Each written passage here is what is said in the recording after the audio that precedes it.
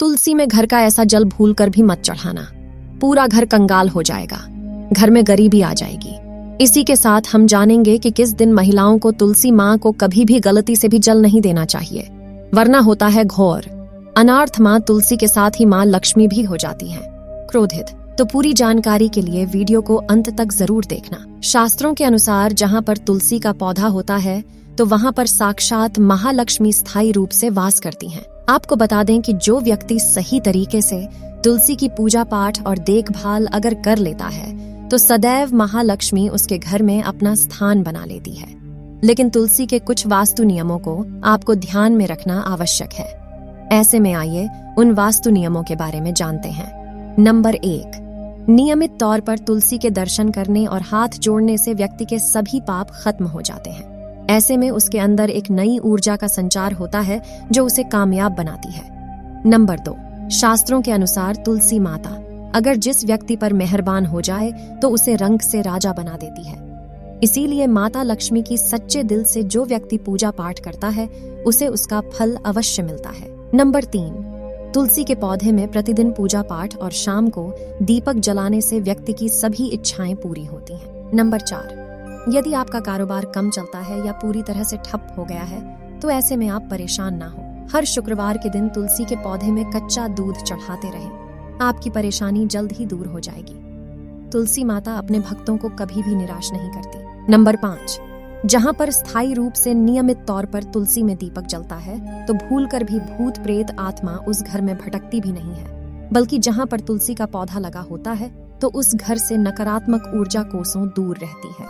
Number 6, अगर आपके घर में पैसों की तंगी रहती है और घर की जमा पूंजी धीरे धीरे कम होती जा रही है तो ऐसे में आप तुरंत तुलसी का पौधा घर पर ले आएं और नियमित रूप से उसकी पूजा करें और देखिए तुलसी माता का चमत्कार। नंबर 700 गुना फल की प्राप्ति के लिए विष्णु भगवान की पूजा में तुलसी के पत्तों का बहुत महत्व है। कहते हैं अगर आपके पास भगवान को चढ़ाने के लिए कोई भोग ना हो तो केवल तुलसी का पत्ता चढ़ा दें, वो प्रसन्न हो जाती है। वैसे तो प्रत्येक देवी देवता की पूजा में तुलसी दल का उपयोग किया जाता है, लेकिन भगवान शंकर और गणेश की पूजा में तुलसी का उपयोग नहीं किया जाता। नंबर 8, अगर आपके बच्चे को किसी की बुरी नजर लगी है तो उसे बचाने के लिए तुलसी के 7 पत्ते और 7 काली मिर्च के दाने मुट्ठी में लेकर बच्चे के सिर से पैर तक 7 बार उतार कर घर के पीछे की तरफ रख दें, सब ठीक हो जाता है। ये आपको घड़ी की सुई की दिशा में उतारनी है। नंबर 9, परेशानी को जड़ से खत्म करने के लिए और बीमारी को दूर भगाने के लिए शाम होने से पहले 4-5 तुलसी के पत्ते तोड़कर तकिए के नीचे रखकर सो जाएं और सुबह होने के बाद कुछ पत्ते खा लें। धीरे धीरे आपकी सभी समस्याएं खत्म हो जाएंगी। ऐसे में बचे हुए पत्ते फिर से तकिए के नीचे रखकर सो जाएं और सुबह खाली ये नियम अपनाएं और देखिए चमत्कार। नंबर 10, ज्योतिष शास्त्र के अनुसार कहा जाता है कि तुलसी की माला पहनने से बुधवार को गुरु ग्रह बलवान हो जाते हैं। ज्योतिष अनुसार कहा जाता है कि तुलसी की माला पहनने से सभी प्रकार के सुख मिलते हैं और कोई बुरी नजर कभी नहीं लगती। तुलसी की माला पहनने से पहले इसे गंगा जल और धूप दिखाना चाहिए। तुलसी की माला पहनने से पहले मंदिर में जाकर श्री हरि की पूजा करनी चाहिए। जो लोग तुलसी की माला पहनते हैं तो उन्हें प्याज, लहसुन और मांस मदिरा का सेवन छोड़ देना चाहिए। नंबर 11, यदि आपका हर कार्य असफल हो जाता है तो ऐसे में आप तुलसी के पौधे की जड़ को लेकर उसे गंगा जल से धो लें। इसके बाद इसकी ठीक तरह से पूजा करें और फिर पीले कपड़े में बांध कर रख दें। धीरे धीरे आपकी सभी समस्याओं का अंत हो जाएगा। नंबर 12, जो व्यक्ति तुलसी के पाउडर का इस्तेमाल करते हैं तो वो हमेशा भयंकर से भयंकर बीमारी से बचा रहता है। तुलसी का पाउडर कई अनेकों बीमारियों को जड़ से खत्म करता है। नंबर 13, जो व्यक्ति सच्चे दिल से तुलसी विवाह करवाता है तो सभी देवी देवताओं की कृपा उस पर बनी। स्त्री है तो माता सदैव उसके साथ रहती है और उसके हर बिगड़े कार्य को पूरा कर देती है। नंबर 14, तुलसी को कौन सी दिशा में रखें? आइए जानते हैं। वास्तु शास्त्र के अनुसार तुलसी का पौधा लगाने के लिए उत्तर दिशा या उत्तर पूर्व दिशा या फिर पूर्व दिशा का चुनाव करना चाहिए, सबसे उत्तम है।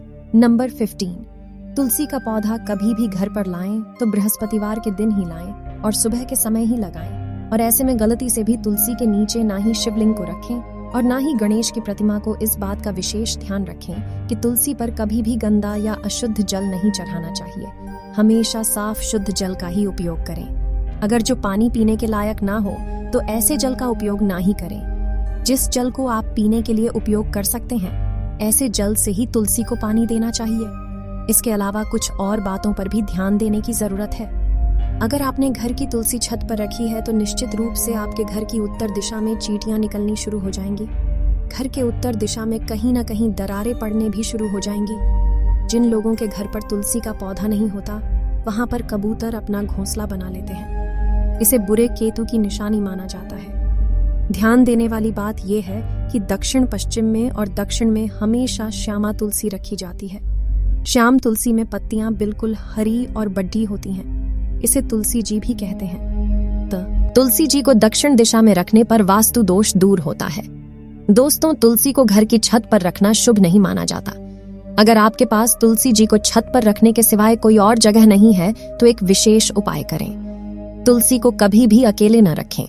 हमेशा उसे केले के पौधे के साथ रखें। दोनों पौधे बिल्कुल साथ में रखें और इसे मौली से बांध है। इससे आपको वास्तु दोष की हानि नहीं होगी। सबसे ज्यादा जो महिलाएं सवाल पूछना चाहती हैं वो ये है कि क्या मासिक धर्म के दौरान तुलसी की पूजा की जा सकती है? क्या महिलाएं तुलसी को मासिक धर्म के दौरान जल चढ़ा सकती हैं या नहीं? तो चलिए इसके बारे में भी जान लेते हैं। दोस्तों, मासिक धर्म के दौरान औरतें अपवित्र होती हैं और इसीलिए मासिक धर्म के दौरान कुछ काम ऐसे हैं जो नहीं करने चाहिए। जैसे अचार को हाथ नहीं लगाना चाहिए, वह खराब हो जाता है। मंदिर नहीं जाना चाहिए। चौराहे पर नहीं जाना चाहिए क्योंकि इसे बुरी नजर लग सकती है। ऐसे ही पौधों में पानी भी नहीं देना चाहिए। इससे पौधे सूख जाते हैं और कोई भी धार्मिक कार्य भी नहीं करने चाहिए। इसीलिए आपको मासिक धर्म के दौरान तुलसी को जल भी अर्पण नहीं करना चाहिए। तुलसी व्रत भी नहीं करना चाहिए। तुलसी के पास भी नहीं जाना चाहिए, वरना तुलसी का पौधा सूख सकता है। तुलसी अपवित्र हो जाती है। तुलसी की पवित्रता का खास ख्याल रखा जाना चाहिए। मासिक धर्म के दौरान चौथे दिन स्नान करने के बाद ही आपको कोई धार्मिक कार्य करना चाहिए। दोस्तों, वीडियो में दी गई जानकारी अगर आपको अच्छी लगे, वीडियो को लाइक करना, चैनल को सब्सक्राइब करना मत भूलना। मिलते हैं अगली वीडियो में। बहुत बहुत धन्यवाद।